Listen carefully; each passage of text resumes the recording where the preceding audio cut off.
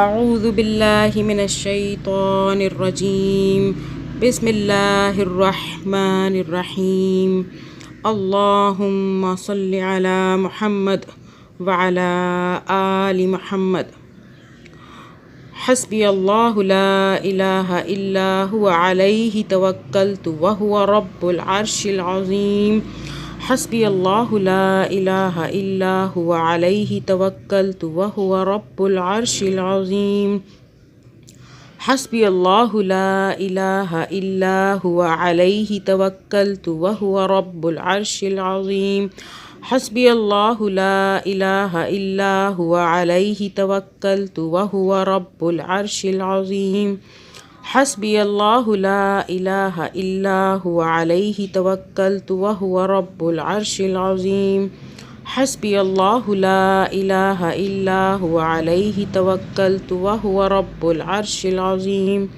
حسبی اللہ لا الہ الا هو علیہ توکلت وہو رب العرش العظیم اللہم صل علی محمد وعلی آل محمد۔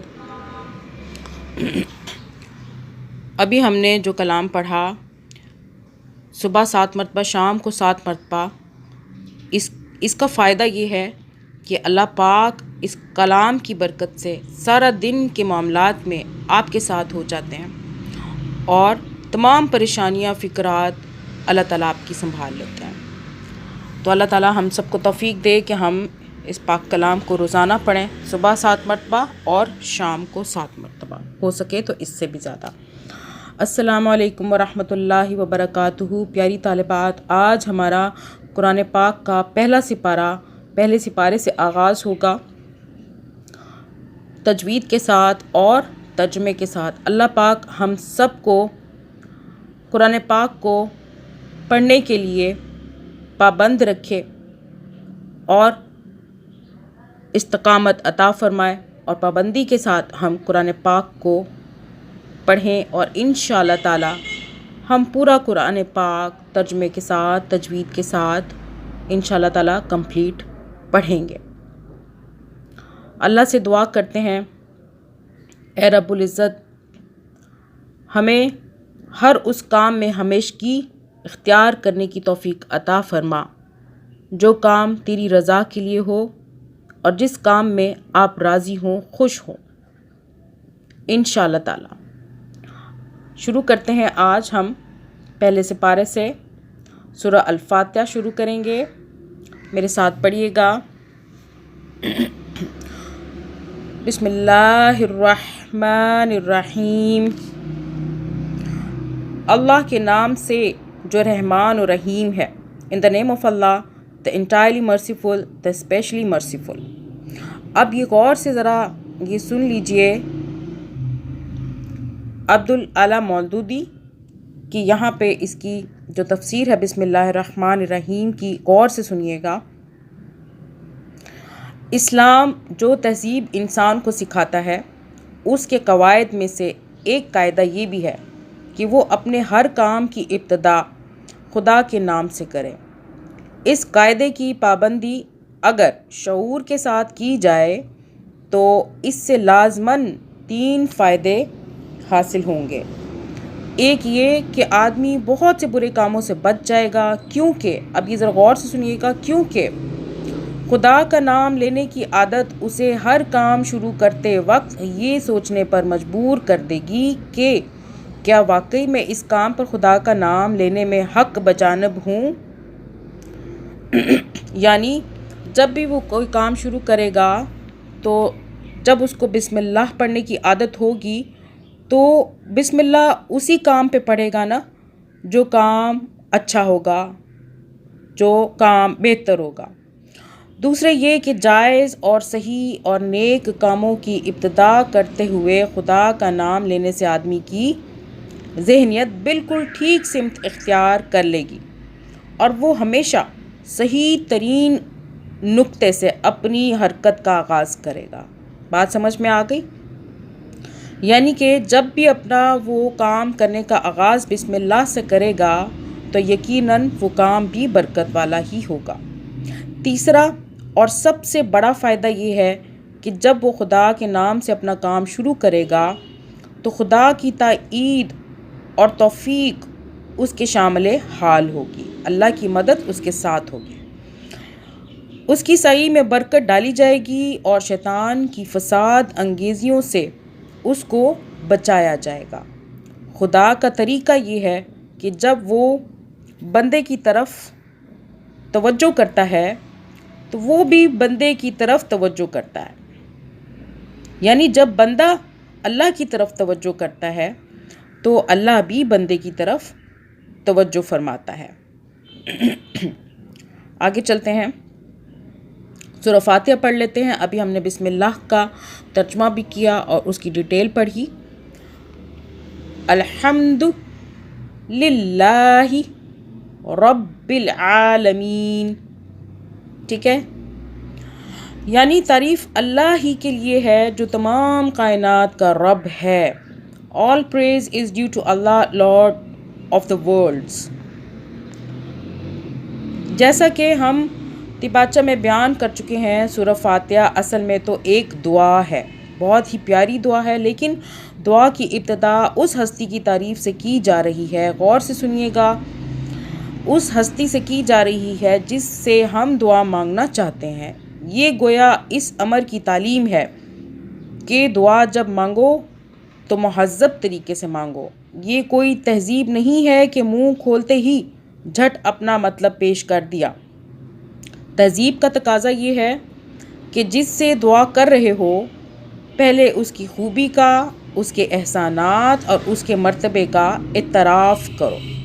اسے غور سے سنیے، یعنی کہ پہلے اللہ تعالیٰ کی خوبی کا، اس کے احسانات اور اس کے مرتبے کا اعتراف کرو۔ تعریف ہم جس کی بھی کرتے ہیں دو وجہ سے کیا کرتے ہیں، غور سے سنیے گا۔ ایک یہ کہ وہ بجائے خود حسن و خوبی اور کمال رکھتا ہو، قطع نظر اس سے کہ ہم پر اس کے ان فضائل کا کیا اثر ہے۔ دوسرے یہ کہ وہ ہمارا محسن ہو اور ہم اعتراف نعمت کے جذبے سے سرشار ہو کر اس کی خوبیاں بیان کریں۔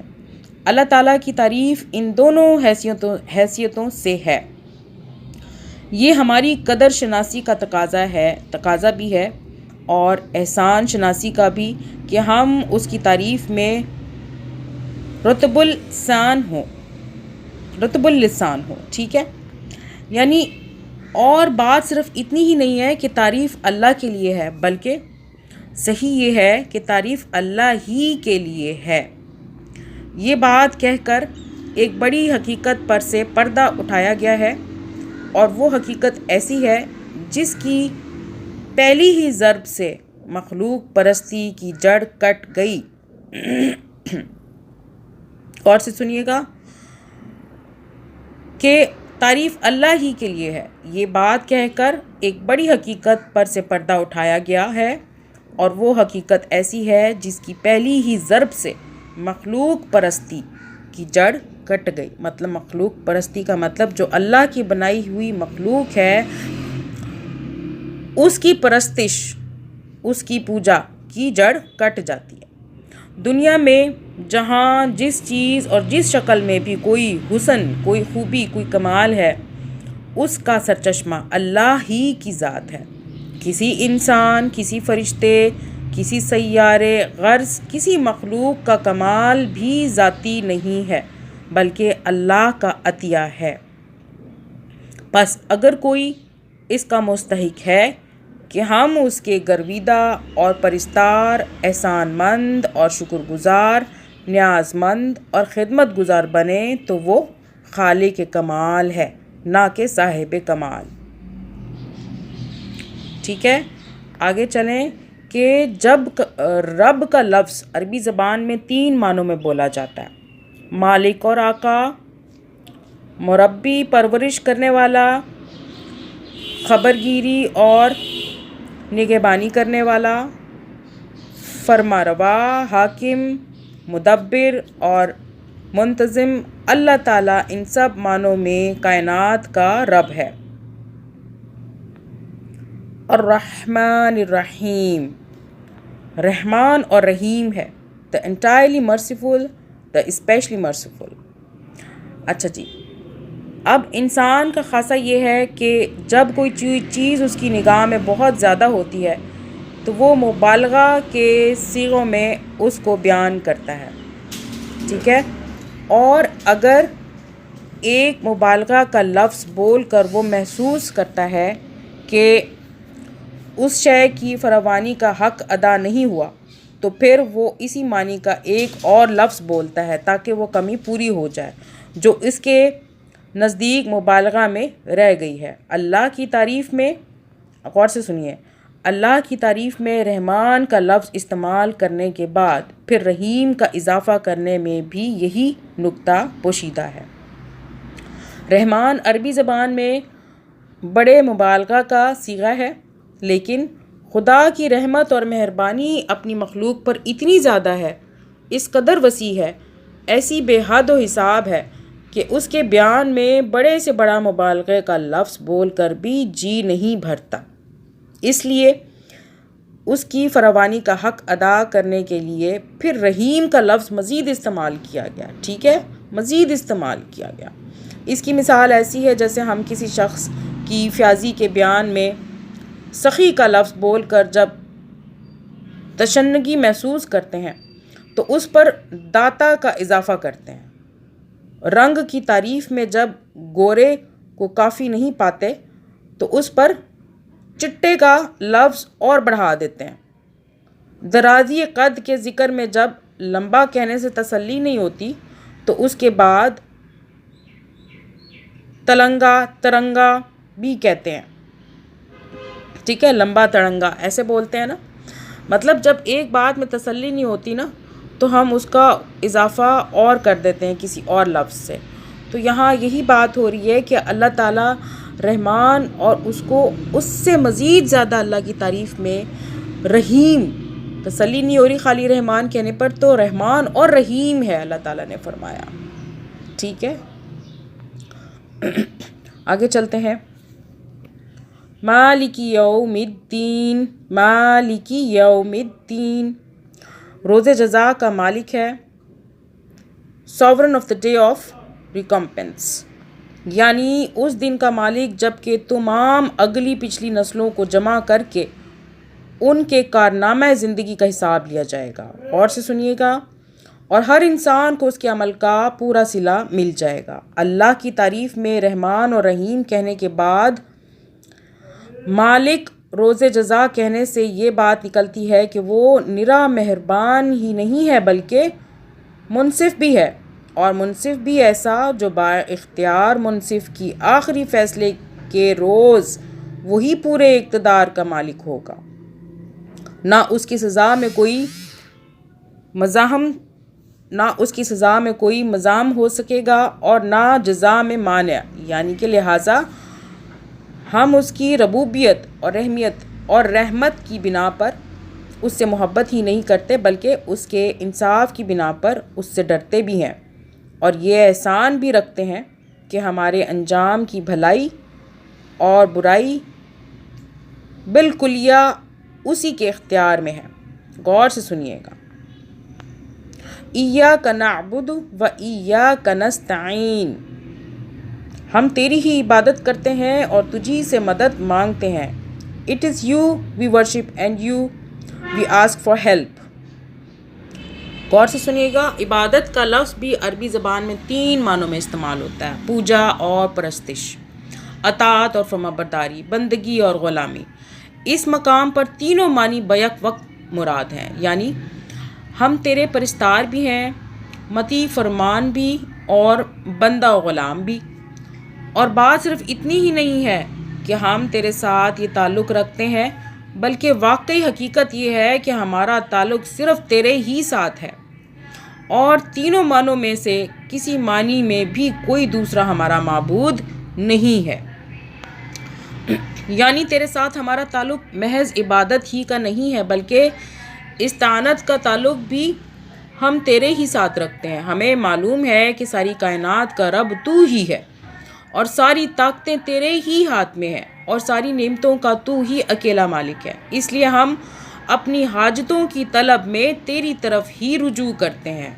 یعنی اس لیے ہم اپنی حاجتوں کی طلب میں تیری طرف ہی رجوع کرتے ہیں، تیرے ہی آگے ہمارا ہاتھ پھیلتا ہے اور تیری مدد پر ہمارا اعتماد ہے۔ اسی بنا پر ہم اپنی درخواست لے کر تیری خدمت میں حاضر ہو رہے ہیں۔ اہدنا الصراط المستقیم، ہمیں سیدھا راستہ دکھا، guide us to the straight path, یعنی زندگی کے ہر شعبے میں خیال اور عمل۔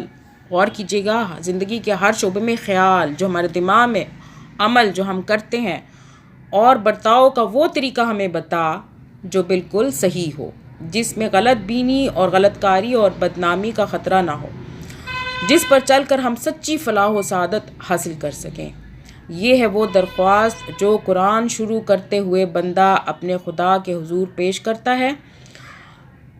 اس کی گزارش یہ ہے کہ آپ ہماری رہنمائی فرمائیں اور ہمیں بتائیں کہ قیاسی فلسفوں کی اور بھول بھلیاں میں حقیقت نفس الامری کیا ہے۔ اخلاق کے ان مختلف نظریات میں صحیح نظام اخلاق کون سا ہے؟ زندگی کی ان بے شمار پگڈنڈیوں کے درمیان فکر و عمل کی سیدھی اور صاف شاہراہ کون سی ہے؟ صراط الذین انعمت علیہم، صراط الذین انعمت علیہم غیر المغضوب علیہم ولا الضالین۔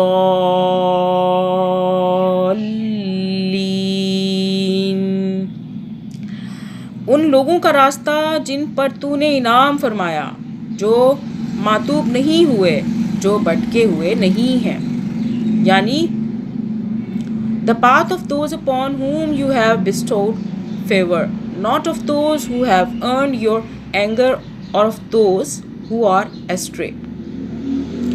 یہ اس سیدھے راستے کی تعریف ہے، غور سے سنیے گا، جس کا عمل، یہ اس سیدھے راستے کی تعریف ہے جس کا عمل ہم اللہ تعالیٰ سے مانگ رہے ہیں، یعنی وہ راستہ جس پر ہمیشہ سے تیرے منظور نظر لوگ چلتے رہے ہیں، اور بے خطا راستہ کہ قدیم ترین زمانے سے آج تک جو شخص اور جو گروہ بھی اس پر چلا وہ تیرے انعامات کا مستحق ہوا اور تیری نعمتوں سے مالا مال ہو کر رہا۔